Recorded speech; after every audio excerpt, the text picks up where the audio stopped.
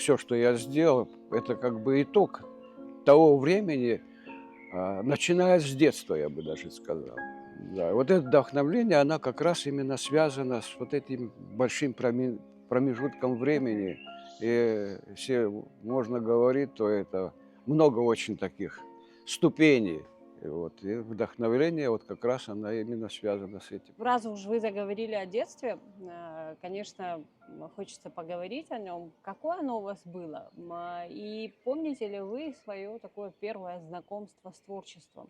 Это что же не просто так О, начиналось? конечно, Наверняка были конечно, люди, которые вас и конечно, да, направляли, да. наверняка люди, там, кто-то из старших вам показывал. Может быть, есть творческие люди в вашей семье, от Да. кого вы переняли весь этот опыт? Отец у меня, в общем, он был необычный он как бы. Для того времени, мне кажется, что он очень любил фотографии. Вот. Вот фотографию любил. И вот, сам наш род Ацинский. И там была, в старом доме была мельница Злагара. Мгм. И тетя говорит мне, он эту Ацлагару Снес или что? убрал и там поставил, значит, этот какой-то увеличитель у него был, закрепитель, вообще вся аппаратура для того, чтобы вот тогда он уже начал заниматься.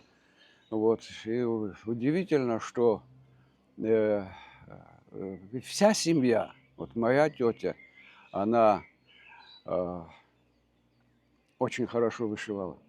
Вышивки были у нее прекрасные. Таком жарко, вот эти Мгм. полотенца всевозможные. Даже, мне кажется, я даже несколько, по-моему, экспонатов, даже наш Абхаз госмузей даже забрал. И вот до сегодняшнего дня у нас есть и полотенце, где написано ее имя и 1938 год. Представляете? Вот. Ну, а вот сестра двоюродная сестра, а вот в этот период, какие года это? Я 50-го года Мгм. рождения. Ну, сколько мне лет? Лет мне, может быть, 7-8 было. У нас был патефон. Света не было, правда. Вот надо было вот так крутить, и патефон. И абхазские были песни, пластинки были. Я очень любил абхазские. И до сегодняшнего дня сохранилась эта любовь к нашим, вот именно народным абхазским песням. Вот. Она играла на гитаре хорошо. Вот. И вот я после рабочего дня, когда все собирались вот, на нашем балконе, я приносил ей гитару, и она мне, понимаете, наигрывала вот В это. общем, такая Да, творческая семья у вас была да, вся. вот так вот, вот детство проходило. Вот вы говорите, откуда начинается это творчество, это, как говорится, вот, это, конечно, люди. Люди, которые мне повезло, очень повезло. Почему? Афон в тот период был насыщен. Вот. Вот была такая актриса, она закончила тбилисскую, по-моему, там, наверное, училище, театральное училище было, так я думаю. Она закончила, актриса. Потом она работала в Сухуми. Венера Аргун. Вот. Потом был Котик Аргун. Он писал. Он тоже так писал. Потом Лёва Смыр был, Мгм. это Гивика брат, понимаете, а он поэт. А сам Гивик, вы сами же знаете, кто. Вот так, поэтому вот такая атмосфера была, она была неравнодушная.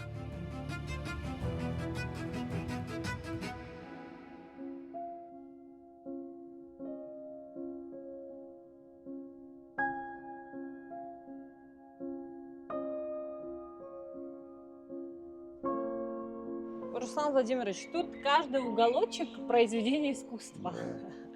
Да. Здесь вы, помимо того, что обустроили территорию свою, ну, еще и украсили своими же работами. И вот скульптуры, которым наверняка уже много лет. Да, Это одни из много. ранних, наверное, да? Да, ранние работы, ранние. Это тот Где вы период. их хранили, как хранили? Ну, каменная работа, она же практически не портится. Мгм. Это камень, он может. Только единственное, это известняк, это остаточная порода. Бывает иногда очень крепкий камень, бывает чуть-чуть помягче. Вот. Ну, приятно работать, очень живой. Это не гранит и не мрамор, а он со временем он начинает жить своей жизнью. Вот видите, вот с одной стороны немножко темные, Мгм. часть светлая. Я специально время подождал, чтобы все это процесс произошел, и тогда контрасты вот эти, то, что То есть, получается, оно камень, без покрытия да, или как? без без Покрытия? покрытия. Сама природа дорабатывает уже то, что ты хочешь делать. Вот. Поэтому с ним приятно работать. Известняк очень хороший. Я просто удивлен, почему мало вообще скульпторы работают с ним. Мне В кажется, это основном. очень тяжело. А? Ну Очень да, тяжело. Там, нелегко. если говорить, например, о керамике, ну, с Да, глиной глина, работать глина это одно, легкая, с да. деревом тоже, Да, наверное, все-таки да, легче, чем с камнем. А да. тут столько труда Да, и ну, да, специальные должны быть резцы, подведитовые резцы, специальные молотки должны быть, специальный это инструмент, чтобы работать с камнем. как Вот. давно вы не работали с камнем, А вот сейчас вот хочу да? снова обратно вернуться уже. Я думаю, вот Есть у что-нибудь меня из свежего? есть заготовки вот здесь, видите, вот я привез специальные заготовки вот в Ага. этих камнях. Вот, и уже есть готовые композиции, уже готовы, потому что Ну, здесь искать нельзя. Камень если отбил, уже невозможно приклеить, это не дерево. а Вот, вот и смотрите, поэтому иногда бывают камни, вот прям уже с какой-то определенной формой вот, изначально. я как раз и использую это. Вот, например, вот этот камень, видите, вот Да. здесь вот такая вот, это природный камень, но я добавил вот в композицию вот этих две фигуры, птицы и человека, как бы противостояние добра со злом, Мгм. вот. Ну и вот, пожалуйста, она живая, вот как будто бы это все. Ну, конечно, приятно работать, когда вот это, Мне бы интересно, вот как это рождается? Ну, понятное дело, что сначала в голове или идея да, появляется какая-то, или в процессе вы уже приходите к да. тому, что вот вы хотите изобразить. Я еще раз хочу вам сказать, что здесь поиск, ты должен уже подойти конкретно, уже зная, что ты хочешь делать. Вот, потому что и труд большой. Но иногда бывает, что То есть да, краской не замажешь, не да, начнешь да, заново, да, это да. камень. Иногда бывает не получается. Вот конечный итог, и вот все. У меня такие были Вот случаи. сколько времени ушло вот на такую композицию? Ну, вот я помню, когда я ее начинал работать, это ранней весной, а закончил поздней осенью. Вот. Такая вот была время. Вещь. Мгм. Ну, в общем, камень, он такой имеет свою. И вот сейчас пришел такой период, когда я снова хочу вернуться к этой тематике. Вот привез я новый камень, видите, вот то, что вот вы Мгм. говорили, что здесь можно найти. А здесь уже готовое есть. Да, формы. Там будет этот человек, но в руках у него будет держать, он рыбу будет держать. Вот рыба у него будет в руках Ну вот такая. видите, это видение Да, художника. рыба там будет, да. Вот такая вот будет Будем ждать. идея.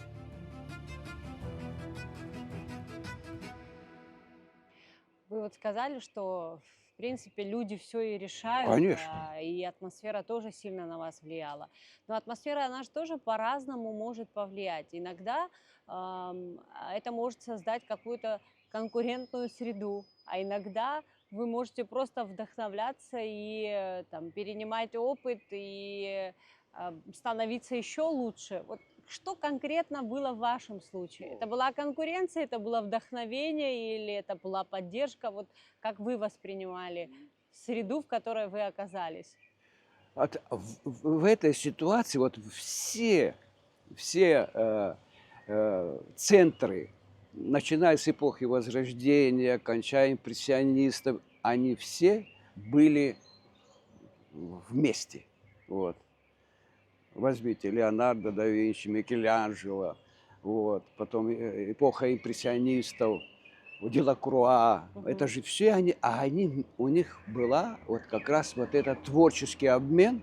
Очень важно, этот творческий обмен. Когда ты приходишь, вот я прихожу к своему другу, и у него живопись. Гивику я прихожу, у него живопись.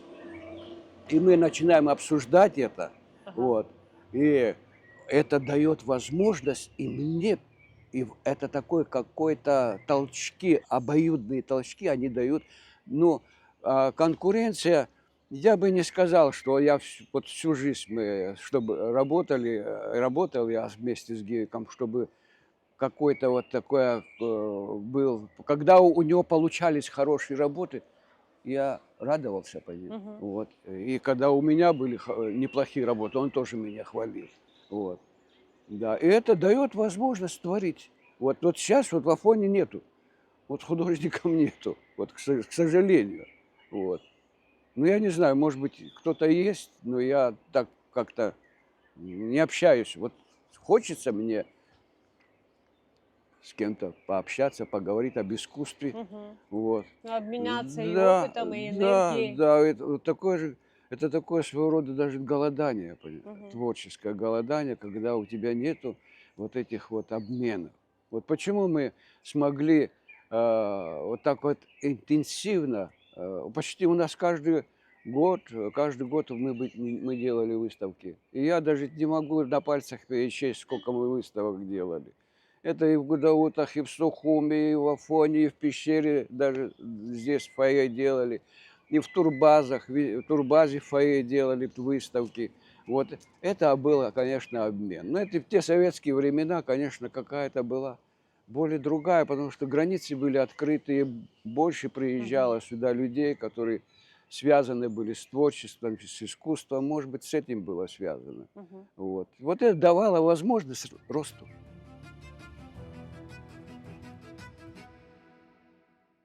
А основная часть ваших работ, работ из дерева, Да, она в да, вашей мастерской. да. Покажете нам? Да, прошу вас, Спасибо большое. прошу. Ну, это прям отдельный мир какой-то. Ну да, здесь много очень труда, вот, много очень жизненных таких размышлений, я бы сказал, вот, много очень этапов жизненных, вот, и это связано и с личной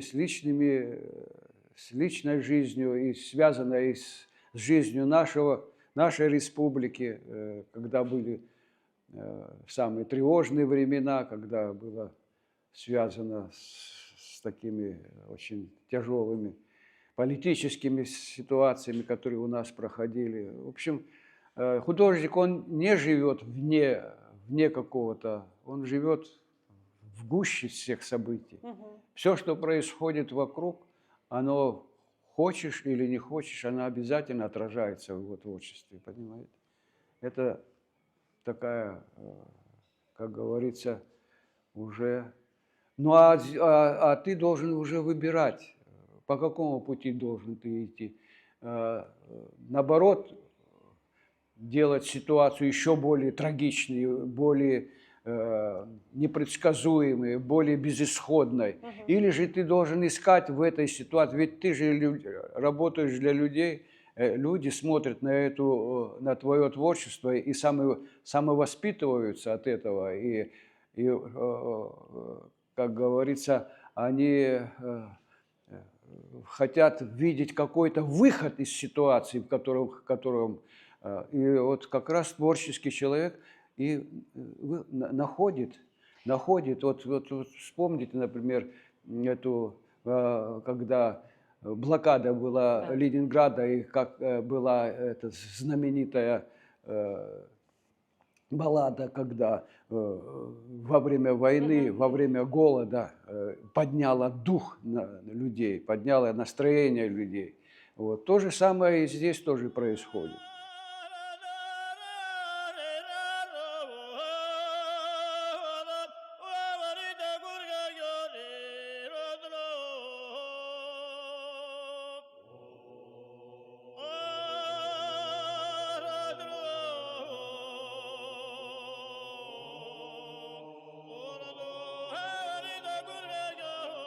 Вы сказали о том, что любое событие из жизни народа, страны, вообще в целом события, которые происходят вокруг нас, они отражаются в работах художника.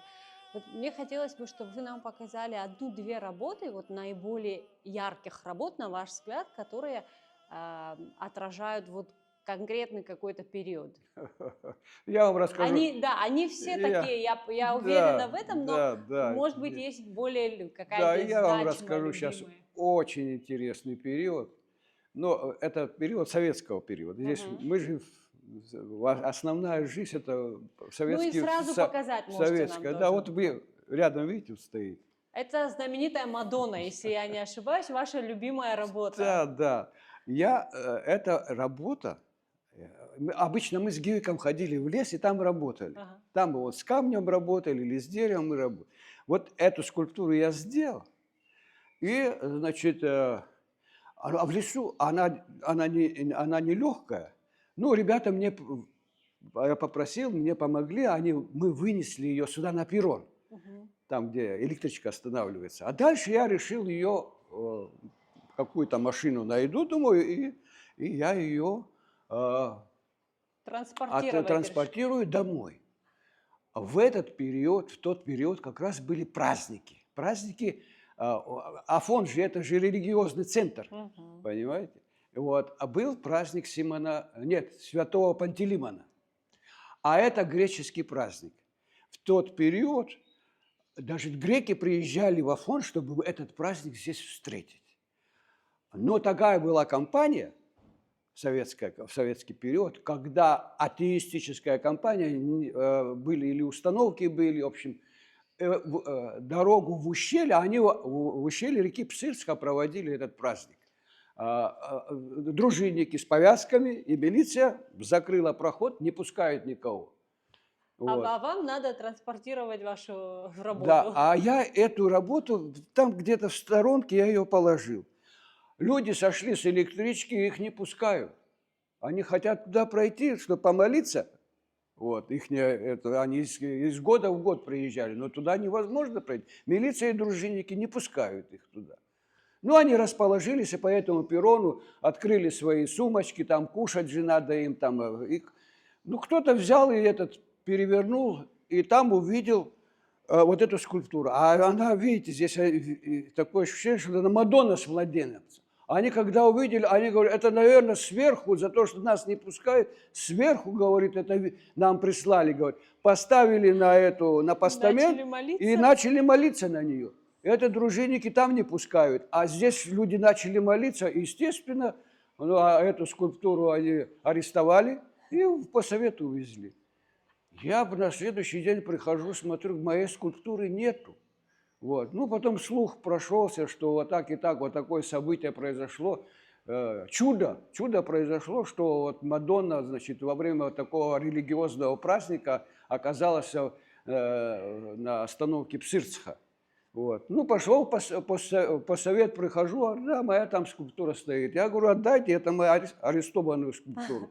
Пока председатель постсовета не узнал, как моя фамилия, кто мой отец, где я живу, они мне не отдали ее. То есть не Вот поверили в так, то, что это да, реально сделано руками человека. вот то, что на ваш вопрос я вот рассказывал. Вот такой период был. И таких периодов, если я сейчас буду перечислять, их очень много. В тот период нам не мешали работать. Мы все равно работали.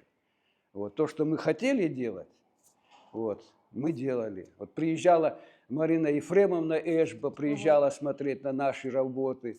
В общем, тот период был очень хороший. Мы сделали выставку в Доме учителя. Все это было в 76-м или 78-м году. Вот. Туда пришел Шалва Денисович Налыпа, пришел Бубнова пришла. Вот. А это все им понравилось. Даже две работы у нас купили, у Гивика купили, у меня работы. Нам подарки дали со своими автографами. Зидзария, Шалва Денисович. Это для нас очень дорого было, понимаете, в тот период. Мы были молодые. Вот. Это было очень здорово.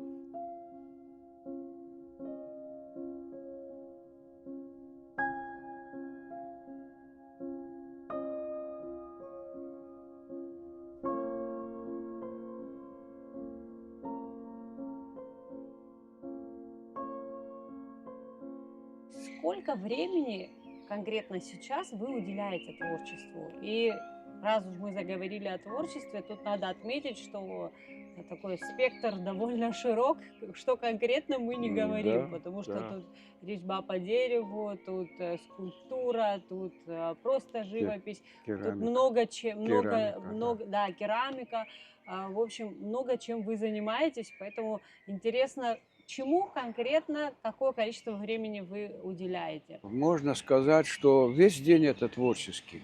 Весь день. Если даже я не беру в руки стамеску там или еще что-то, но я все время мимо прохожу около недоделанной фигуры, Мгм. скульптуры, вот, и какие-то, уже профессиональный такой подход, можно сказать, что это приблизительно вот когда вы телефон держите в руках и начинаете листать. Мгм. Вот.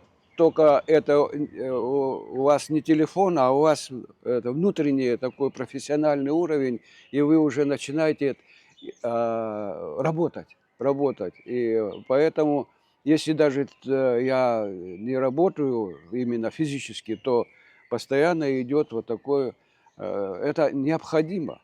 Необходимо, если творчески не работают, то потихоньку угасает вот эта энергетика.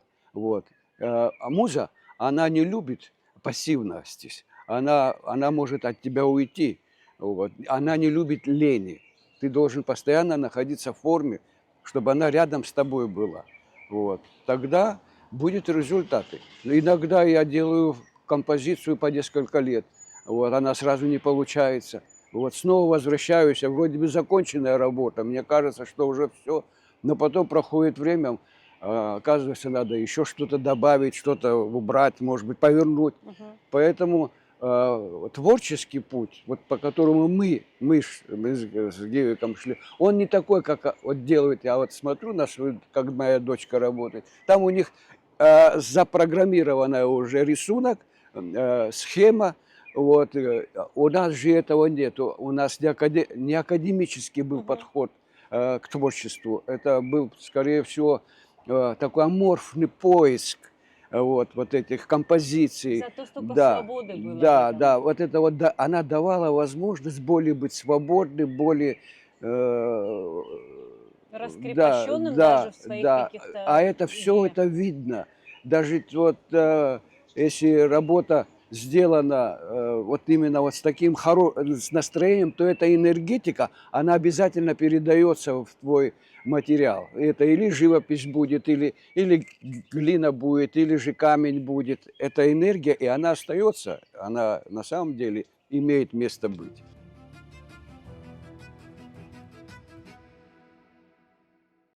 Руслан Владимирович, Да, это работа вашей дочери, о да, которой вы да, говорили. да, Такое панно, да. красота неописуемая. Просто мне кажется, что камера это все не передаст. И адский труд, я хочу сказать. Расскажите немного о том, что это конкретно, для чего ей это нужно. Она учится у вас, это Да, да, ее да, дипломная работа, если я не ошибаюсь. да. Заканчивает Строгановскую академию в городе Москва. И педагог разрешил сделать дипломную работу у нас здесь, в Абхазии. Мгм. Вот. Я очень рад, что эта работа останется здесь, у нас. Вот, что она где-то там на чужбине не будет, что этот будет здесь находиться. Вот. Но, Сколько времени ушло на работу эту? ну, практически она начала эскиз делать в начале года. Мгм. Вот. Потом она мне показывала эскиз. Вот. Да я очень критически отношусь к некоторым, но здесь я ей не мешал. Я ей не Мгм. мешал. Почему? Потому что любое давление, оно может изменить как-то настроение в Тем более вы работе. как человек творческий Да, знаете, как это да. влияет Иногда все. я поправлял ее, но видно, что характер у нее, я вам скажу, не такой, как у меня. Ну, покрепче, я бы сказал, более жестче. Вот. Да, она: "Папа, не мешай мне работать, я знаю, что я делаю". Вот. Ну, единственное, что здесь мне нравится, что здесь это молодежная такая тематика, Мгм. и здесь есть элементы не того процесса учебного, где она училась, а есть процесс местного колорита, где Да. мы видим, да, мы видим Национальные здесь, да, элементы видны. Пшерца видим, мы здесь видим лошадь, видите, вот здесь она вот на дыбы встала, здесь Ачерпен, понимаете, он играет на флейте, профиль такой, он именно связан с нашим Мгм. колоритом. И мне очень рада, что в крови это передалось, и она вот здесь смогла реализовать это. У вас трое детей, из них Да, только вот младшая дочь да, младшая, да. занимается, ну, как бы Да, искусством, да? да, только она занимается, да. Насколько это для вас было важно вообще, чтобы ваши дети, кто-то хотя бы из Ну, детей. вообще-то, я вам, знаете, что скажу, что преемственность необходима. И вот те навыки и та проработка, что достается детям, оно дает продолжение. Поэтому многие народы, они, вот, например, японцы, они передают из поколения в поколение свои навыки Мгм. своим внукам и детям. И это как раз и дает возможность более высокого профессионализма. И вот тут, наверное, зрителям не сильно видно, что и как. На самом деле это отдельно взятые детали. Да, да, вот Вот, так, это керамика. да. И работа над, ну, глиной тоже не без вашего участия, Да, конечно, и я проходила. помогал, конечно, вот такой. Я и говорю, я буду у тебя разнорабочий и буду тебе помогать. Ну вот, в общем, вот так вот как-то вот такое панно, да, оно довольно очень трудоемкое. Вот. Там очень много процессов. Мы боялись, что обжиг может быть не состояться, может быть глазурь не ляжет, может быть пережог может или недожог. В общем, там много факторов таких. Ну, справилась, да. Разнорабочий, известный в стране Да, да, художник да, да, да. работал бесплатно над этой работой. Ну, что делать приходится, да, так. Ну, мне кажется, это Да, такое особое удовольствие помогать своей дочери вот да, в конечно, таком важном для нее да. Я деле. и надеюсь, что это как-то будет востребовано у нас здесь, потому что много очень эпических, из нардского эпоса можно Мгм. много очень интересного. В общем, наша история и культура, она очень многогранна и богата. Поэтому для творческого человека здесь нету а, начала и конца. Мастерская, студия, кафе, все вместе. У вас Да, тут да, весь да. комплекс необходимый. Что здесь проходит? Это студийная часть. Спасибо. Ой, такой вид у вас открывается отсюда прям Да, здесь на Вафонский монастырь. Что здесь, какая часть работы проходит здесь? значит, здесь керамическая студия. Мгм. Это, значит, студия, такая история. Здесь э, э, очень такая девушка, очень симпатичная девушка. Ее зовут Алиса, а фамилия ее Пачали. Ага. Она выиграла грант. Знаем мы Да, такую девушку, она да. выиграла грант. И вот то, что вы видите, вот это все, это очень дорогостоящее. И поэтому у меня таких средств и денег не было. Поэтому я ей предоставил это помещение, но мы его благоустроили. Мгм. Оборудовали под Да, под мастер-классы. мастерскую, да. Поэтому вот здесь есть, назвали это место Ахапща, Мгм. вот. Здесь, значит, купили 4 гончарных круга, купили печь, вот, она находится с той стороны. Купили еще этот, как это называется, который мешает глину, вот Мгм. какое-то название такое у него очень. А глину используете местную? Местная глина, Да. конечно, конечно, местная глина. Кстати, глин у нас очень много и разных. И есть, бывает, хуапская глина, была, есть ацинская глина, есть сухумская глина, есть кварчальская глина. Вот Вот. мастера говорят о том, что наша местная глина, она очень подходит для аутентичных каких-то изделий. Да, да, конечно, она очень хорошо тянется, хорошо обжигается. Сравнительно небольшая температура, всего 860-900 градусов. Черепок очень хороший получается, крепкий, им можно очень спокойно работать. Ну и работа, здесь же у нас была вообще абхазская керамика, она очень, очень древняя. Где бы ни копали, мы видим кругом черепки, это востребовано было все. Вот. Поэтому этот промысел, как керамический промысел, он, конечно, вот, с большому моему удовольствию, он тихо-тихо начинает в Абхазии развиваться. Я вот А вы слышал. сами пользуетесь вот таким современным Нет, у гончарным меня кругом? есть другая там мастерская, там у меня свой самодельный гончарный круг, и я там работаю. Покажите Да. нам? Ну, там у меня сейчас немного, я все туда положил, там немножко беспорядок у меня. Когда Здорово. вот. Здесь, если я правильно понимаю, проходят также мастер-классы для Да, молодых. да, пойдемте, я Вот проведу вас, посмотрите. Вот. с таким видом, пойди не вдохновись, как Да, говорится. да, когда они здесь сидят и смотрят на эту красоту, которая вокруг нас, на монастырь, на море, на эти, им приятно, наверное, Да, работать. это, конечно, шикарно. Да. Вот уже есть изделия, которые уже эти девочки, которые смогли уже сделать. Вот видите, вот у них. А вот в какие Ихние. дни у них проходят мастер-классы и кто чаще всего посещает? Ну, всем вот этой логистикой занимается Алиса, она их с ними созванивается, с ними общается. Я единственное, что прихожу, показываю, как Да. нужно делать. Ну, в общем, такой своего рода, как говорится, мастер-класс делаю. Здорово. И они учатся. Вот. Ну, кое-что, вот смотрите, такие очень... Надо к вам наведаться. Да, такие вещи оригинальные уже делают, уже научились что-то делать. Вот. Здесь тоже. Надпись шикарная. Учись, у весны расцветай. Да.